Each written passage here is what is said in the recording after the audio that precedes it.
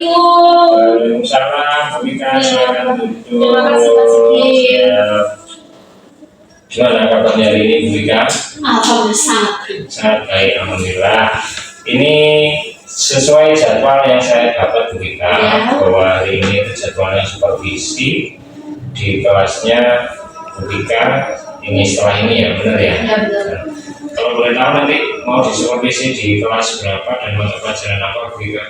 Mata pelajarannya bimbingan dan konseling, kemudian di kelas 11 RPL 1, ruang kelasnya Palem 6. Ruang kelasnya Palem 6, oke.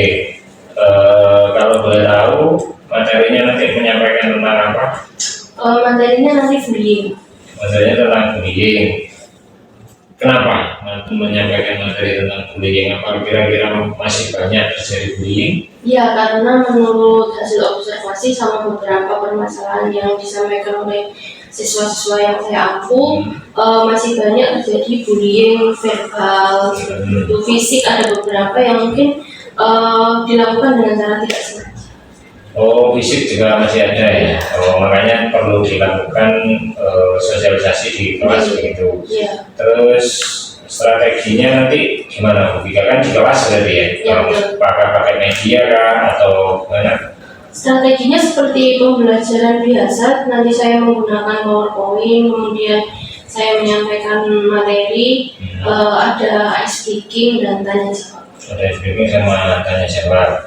Oke, ini kan berarti kalau Bu Bika ngajar di kelas ini sepertinya kan enggak baru ini ya, sebelumnya kan sudah ngajar di sana, cuman bedanya adalah hari ini itu ada supervisi. Kira-kira menurut Bu Bika ada bedanya nggak sih ketika ngajar seperti biasa, dari biasa dengan ketika nanti di supervisi itu bedanya ada nggak? Ya jelas beda Pak, kalau misalnya pembelajaran biasa kan nggak ada penilainya, nggak ada bapak juga, Ya, jadi hanya saya dengan siswa. Kemudian kalau di supervisi karena merasa ada yang mengawasi dan dinilai, jadi ketegangannya gitu ya meningkat. Jadi kalau hari biasa ngajar ya seperti biasa ya, cuman karena mungkin ini diawasi, betul. sehingga agak grogi dan sebagainya ya, Oke. Jadi merasa menjadi aktor. Merasa menjadi aktor, benar. Tapi jadi nanti ketika di supervisi tetap seperti biasanya ketika ngajar, jadi walaupun ada saya tetap disesuaikan aja seperti tidak ada saya begitu. Terus jangan lupa kembali ke tujuannya, bahwa tujuannya adalah untuk menyampaikan materi apa tadi? Materi tentang bullying. Materi bullying, mengentaskan perilaku bullying di sekolah.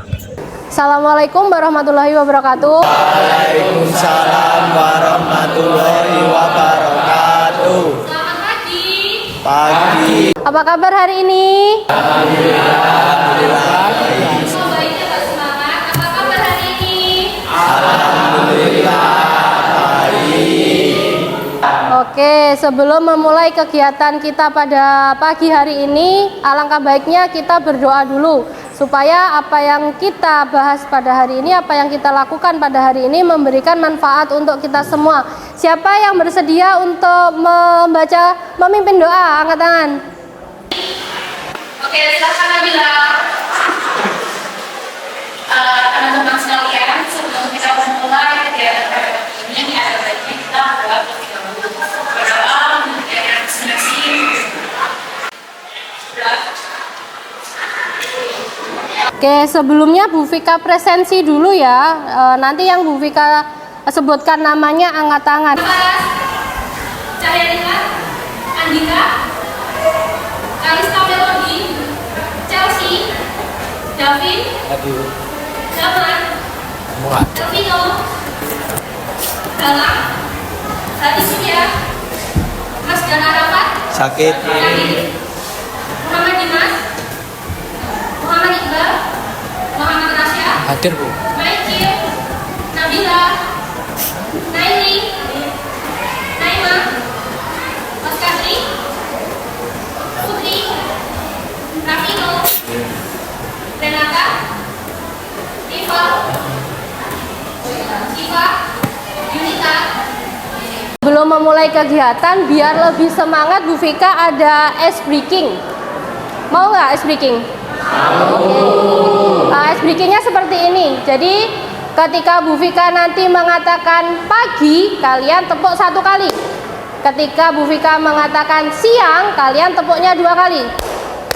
Ketika Bu Vika mengatakan malam, berarti kalian harus tepuk silang. Bisa dipahami? Bisa. Oke, kita latihan dulu ya. Coba sekali lagi. Pagi, siang, malam, siang, siang, malam. Siapa itu? Oke, nggak apa-apa. Kita ulangi sekali lagi. Ayo, pagi, siang, malam, pagi, siang, malam. Oke, bagus. Tepuk tangan buat kita semua.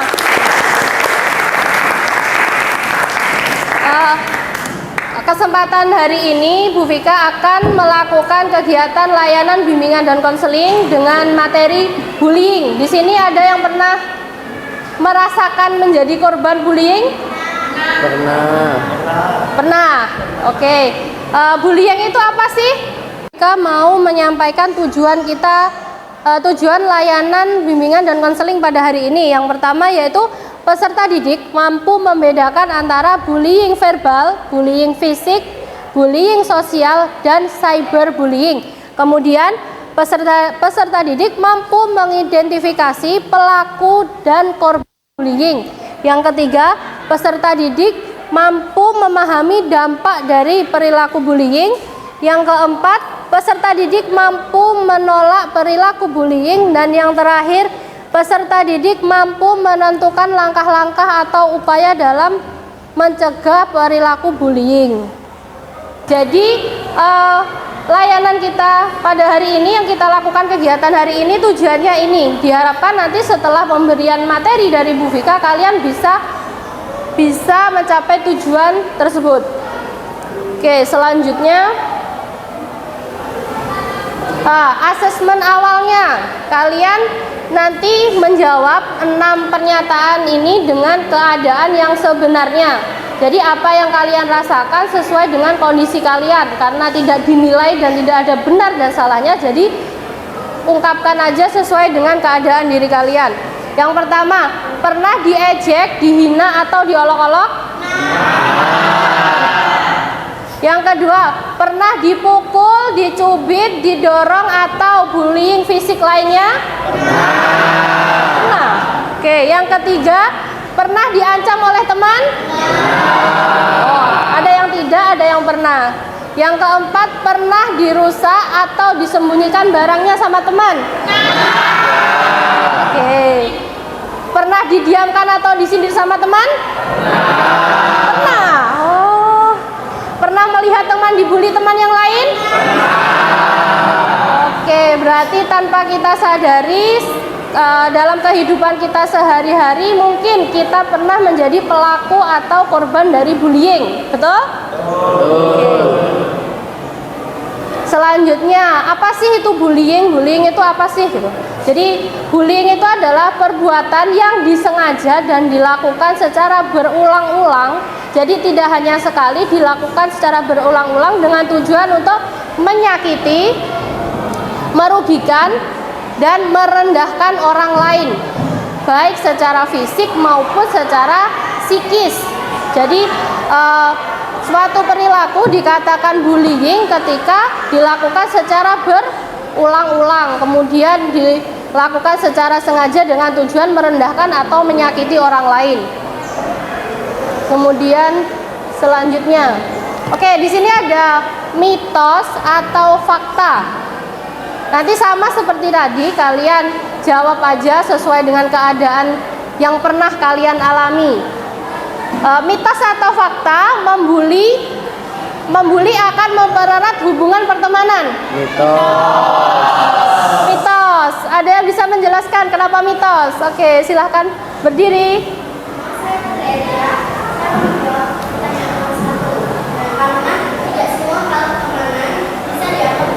Oke, terima kasih Putri.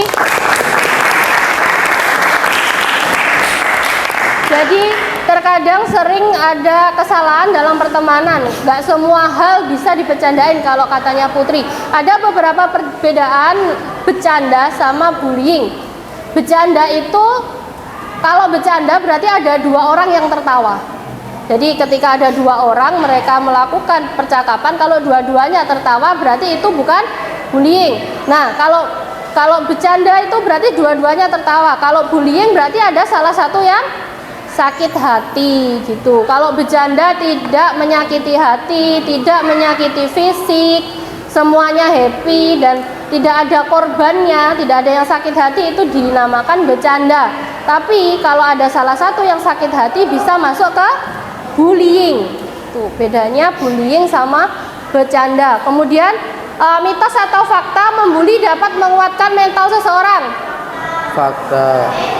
Mitos atau fakta? Fakta. Mitos. Oke, kalau ada yang bilang fakta berarti mentalnya sudah sekuat baja. Oke. Terus kemudian mitos atau fakta korban bullying takut untuk melapor? Fakta. Fakta. Oke, kenapa? Ada beberapa hal yang menyebabkan korban bullying takut untuk melapor. Yang pertama, takut dianggap baperan. Jadi gitu dikit-dikit aja lapor, ada masalah sedikit lapor. Yang kedua, mungkin kalau misalnya saya melapor nanti pelakunya tahu, saya akan mendapatkan bullying yang lebih dari apa yang saya alami saat ini.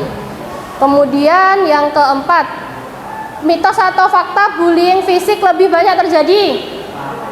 Fakta atau mitos? Fakta. Berarti di lingkungan kalian sering menyaksikan yang namanya bullying fisik. Oke.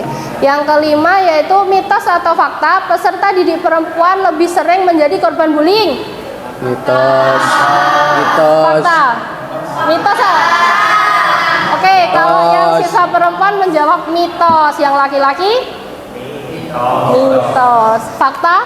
Mitos. Fakta. Yang ini? Mitos. Oke, gak apa-apa.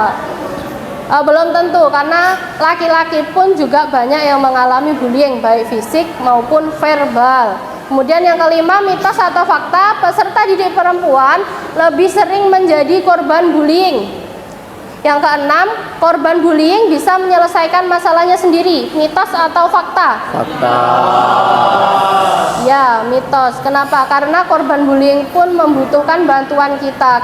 Mereka tidak bisa menyelesaikan masalahnya sendiri. Kita perlu peduli ke lingkungan kita atau ke teman-teman kita ketika mereka mengalami bullying.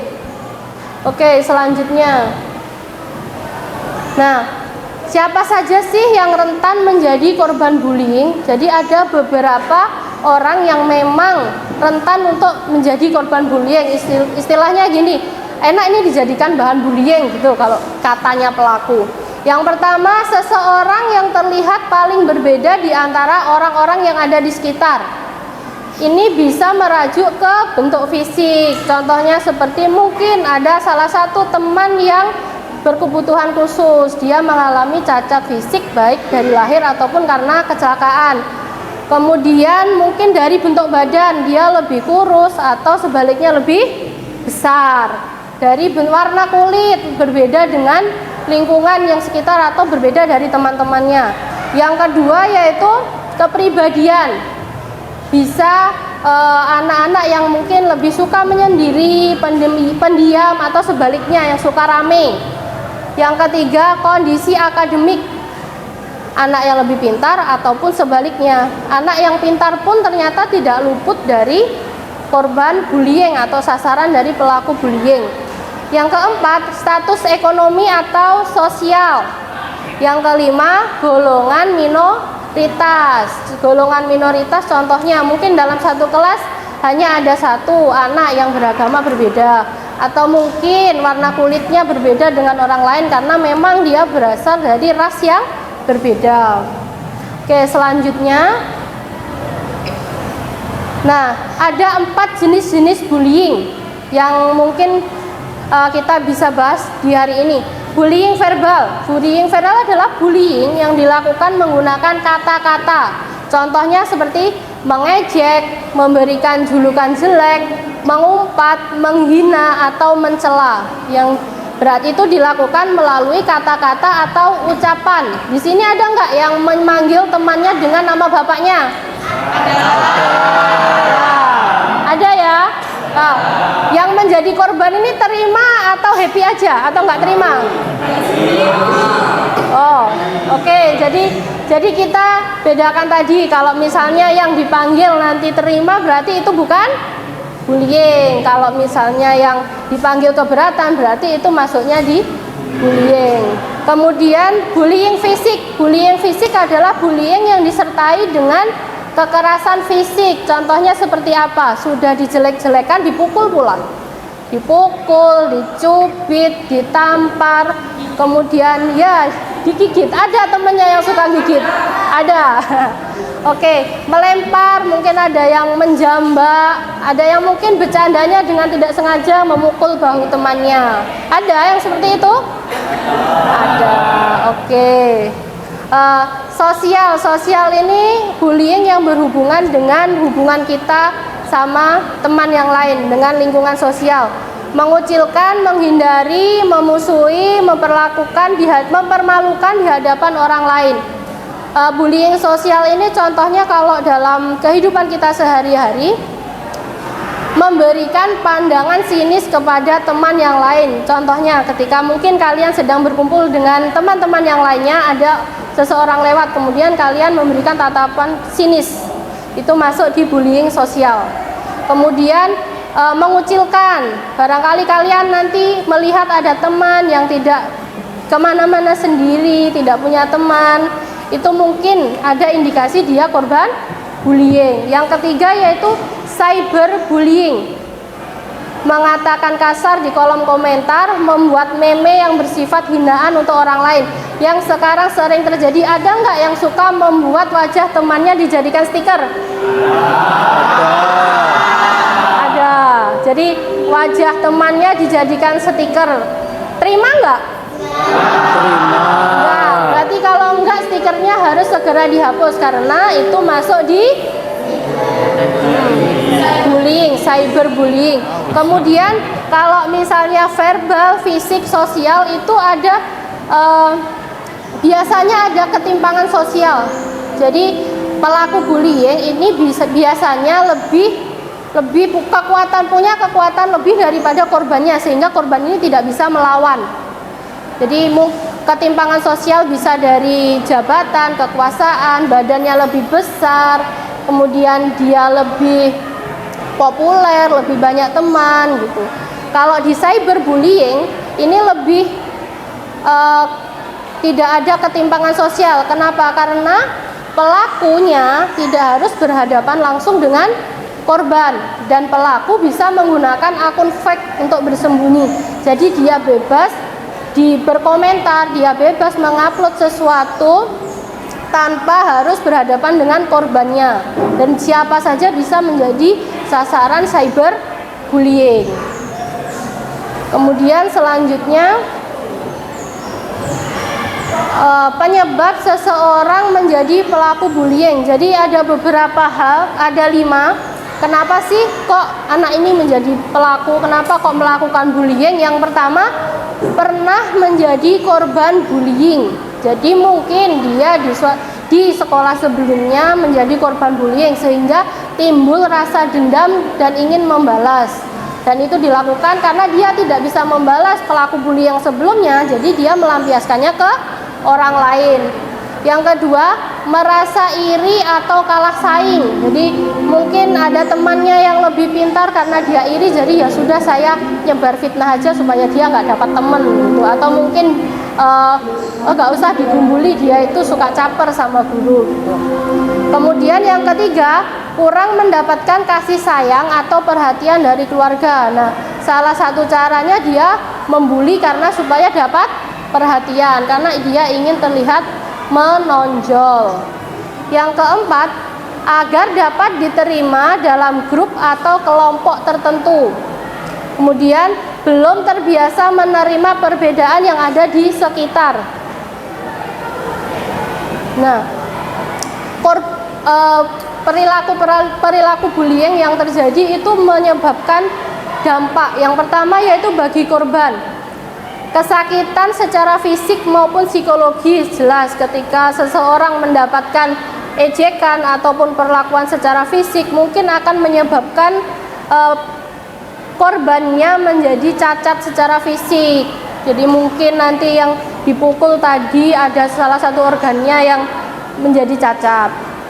Kemudian kepercayaan diri menurun karena sering dihina, sering diejek sama teman-temannya, sehingga ketika dia mau melakukan sesuatu dia merasa tidak percaya diri, takut, ada perasaan was-was.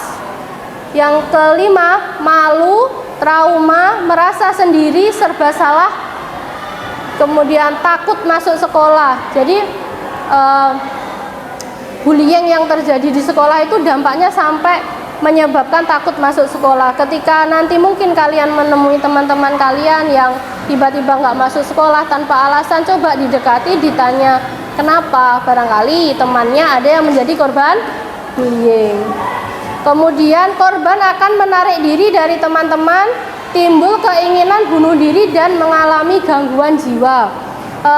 Jangan salah, penyakit yang besar itu berawal dari sesuatu yang kecil. Jadi berawal dari sering diejek, sering dihina karena dia merasa tidak bisa membalas atau dia tidak bisa bercerita, maka timbul keinginan untuk bunuh diri, mengalami gangguan jiwa seperti mungkin ketakutan berlebih atau kecemasan secara berlebihan. Yang selanjutnya dampak dari pelaku bullying. Jadi pelakunya ternyata juga dapat dampak loh, nggak cuma dari korbannya aja yang dapat dampaknya. Yang pertama apa? Pelaku dapat dikeluarkan dari sekolah atas apa yang telah dilakukan. Jadi ketika pelaku bullying itu sudah melakukan berulang-ulang, dampaknya akan dikeluarkan dari sekolah. Kemudian pelaku berpotensi melakukan tindakan kekerasan atau kriminal saat dewasa nanti. Yang selanjutnya mendapatkan label negatif dari lingkungan, berurusan dengan hukum hingga dipenjara. Kalau melakukan bullying secara fisik bisa divisum kemudian dilaporkan ke kantor polisi, atau mungkin ada bullying verbal, ada buktinya, ada rekaman videonya, nanti juga bisa jadi bukti untuk dilaporkan ke kantor polisi. Selanjutnya dampak dari korban bagi saksi. Jadi ada pelaku, ada korban, ada saksi. Saksi itu orang yang tidak terlibat dalam bullying tapi dia menyaksikan. Apa dampaknya? Mengalami perasaan bersalah, mungkin karena saat itu tidak bisa menolong, jadi dia merasa bersalah. Yang kedua, kecemasan akan mengalami kejadian serupa, menjadi peniru atau pelaku bullying. Nah, untuk selanjutnya upaya pencegahan bullying. Jadi kita bisa mencegah bullying, kita bisa menciptakan lingkungan yang nyaman untuk sekolah, yang nyaman untuk berteman, kita ciptakan lingkungan yang sehat. Upayanya menghargai perbedaan di antara teman, kemudian membangun empati dan memahami perasaan orang lain. Jadi kita harus mulai dari sekarang peduli, kita peduli kepada lingkungan sekitar kita, apa yang dirasakan teman kita. Mendukung dan membantu teman yang menjadi korban bullying, melaporkan kejadian bullying kepada guru atau pihak sekolah. Selanjutnya menolak ajakan untuk terlibat dalam tindakan bullying. Kira-kira kalau kalian diajak untuk menjadi terlibat dalam bullying, mau nggak? Bisa menolak? Bisa, oke. Kemudian mengikuti kegiatan positif yang mendorong kerjasama dan solidaritas, menyebarkan pesan anti-bullying di lingkungan sekolah, menjadi contoh perilaku yang baik dan ramah terhadap semua teman, membentuk kelompok dukungan untuk korban bullying agar mereka merasa aman. Jadi dimulai dari diri kita sendiri, kita ciptakan pertemanan yang positif tanpa menghina fisik, menghina status sosial, tanpa bercanda yang berlebihan. Oke, sampai di sini mungkin ada yang ingin bertanya? Ada yang ingin bertanya?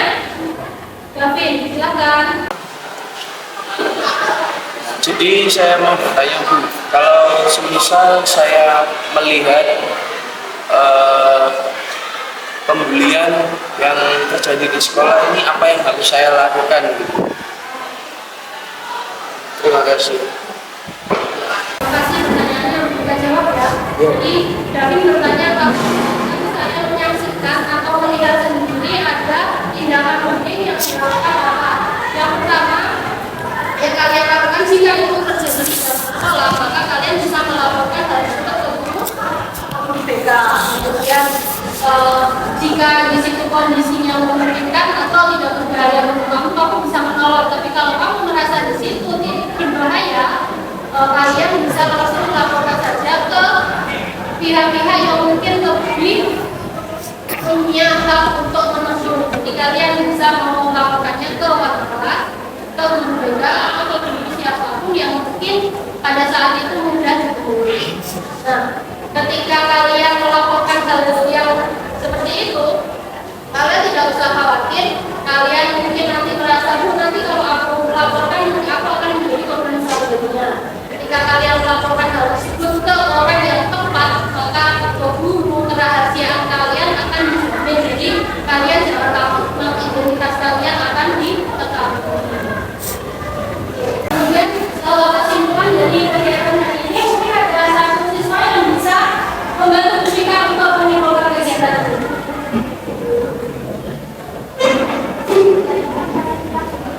Oh, bisa lebih jelas kan, Ustaz? Mari kita membuka diri ini bagaimana dari keluarga mereka yang merupakan dan pelaku dari sekolah. Dengan menjaga kebiasaan, sebagai wakil dan kehidupan yang kita bisa melakukan motivasi kita juga dari terutama kalau kita sekolah kita terdapat dan semangat bersama kita menjadikan sekolah sebagai tempat yang nyaman dan penuh semangat bagi setiap siswa. Materi kita sudah selesai dan selanjutnya Bu Bika punya lembar refleksi, tolong dikerjakan, tidak perlu buru-buru dan ditulis sesuai dengan keadaan yang kita refleksi ya.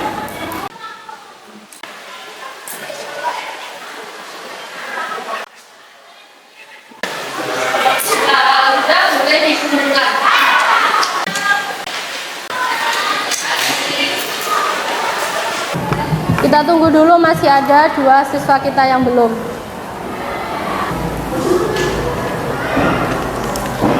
Terima kasih, materi kitab tentang bullying hari ini sudah selesai. Selanjutnya Bu Vika mau minta tolong untuk mengisi instrumen penilaian. Jadi gunanya nanti buat evaluasi Bu Vika apakah nanti yang kurang dari layanan yang telah diberikan. Kemudian buat masukan juga layanan apa sih yang nanti bisa dilakukan setelah layanan ini.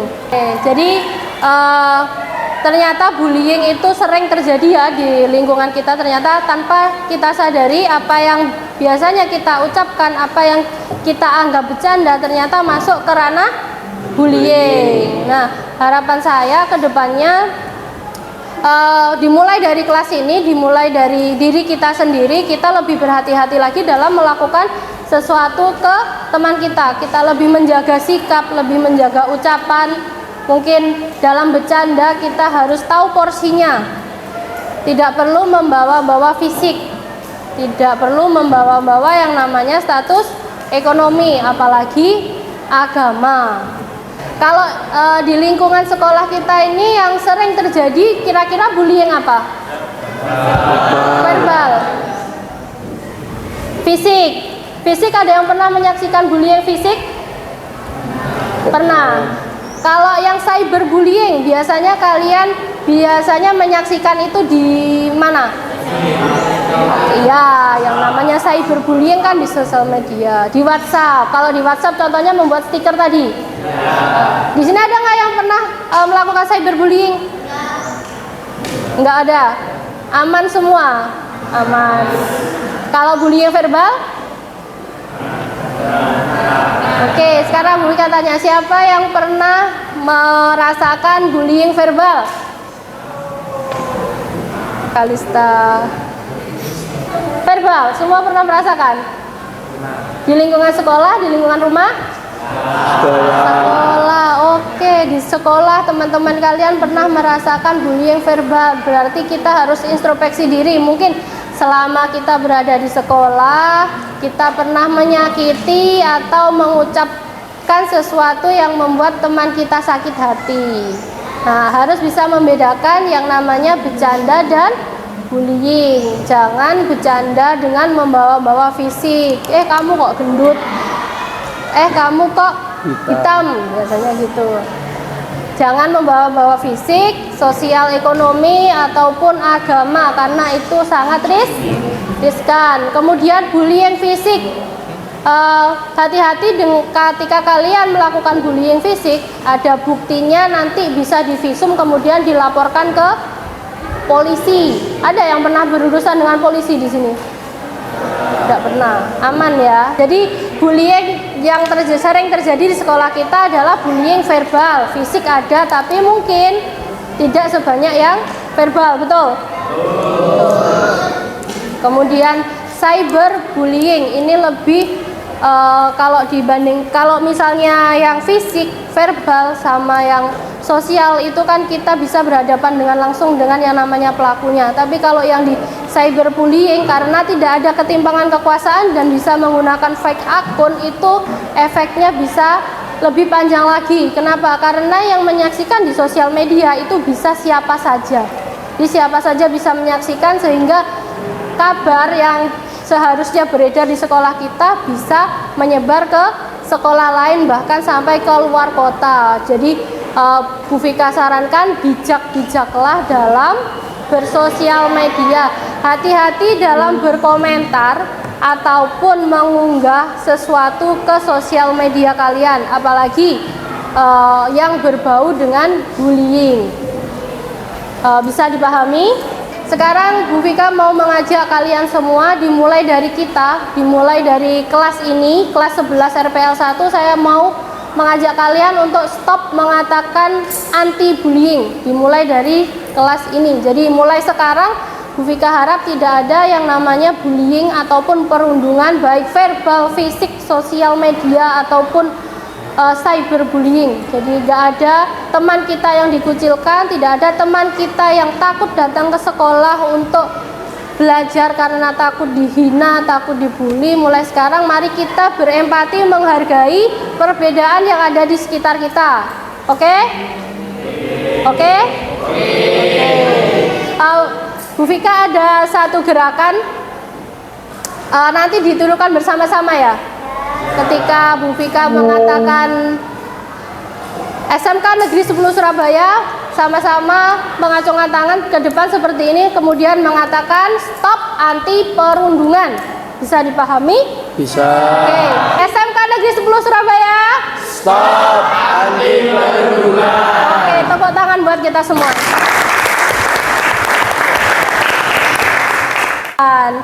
Terima kasih, layanan bimbingan dan konseling pada hari ini telah selesai.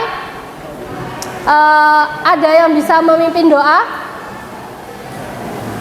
Mungkin? Oke, silahkan.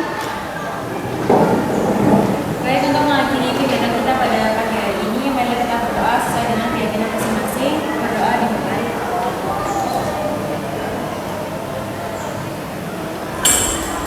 Berdoa dimulai.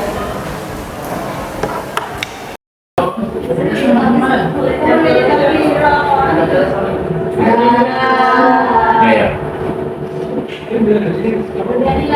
Baik Bu Vika, alhamdulillah tadi sudah melaksanakan supervisi di kelasnya Bu Vika, kelas 11 RPL 1.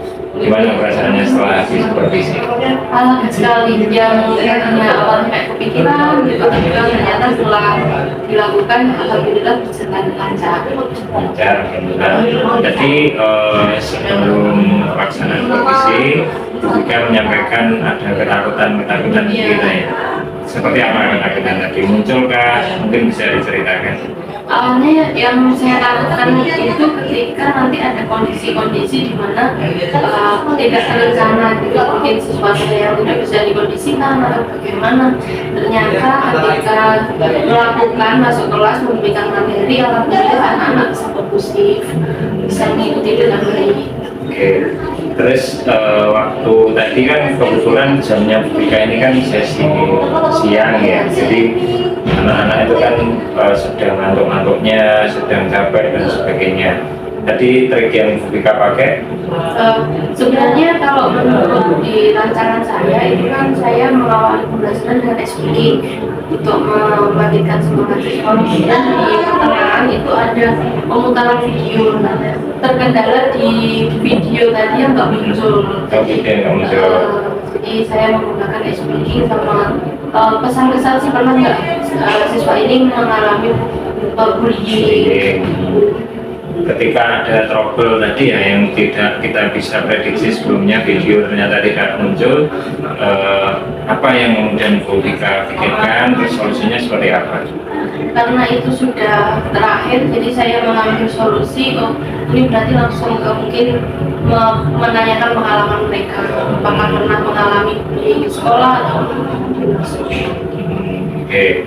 Terus terkait tadi di awal sebelum supervisi kita sempat ngobrol, tujuan yang ingin dicapai adalah menurunkan perilaku bullying dengan sosialisasi dan materi yang diberikan oleh Vika. Kira-kira selama tadi di Vika di kelas, kira-kira prosesnya di pembelajaran antusiasmenya seberapa dan output hasil akhirnya nanti harapannya seperti apa? Jadi tadi selama proses anak-anak antusias karena memang kejadian bullying yang banyak dilakukan itu verbal. Nah ternyata anak-anak itu tidak sengaja melakukannya. Jadi kayak anggapan mereka ini bullying padahal itu masuk ke tindakan bullying. Jadi harapan saya setelah pemberian materi anak-anak bisa mengerti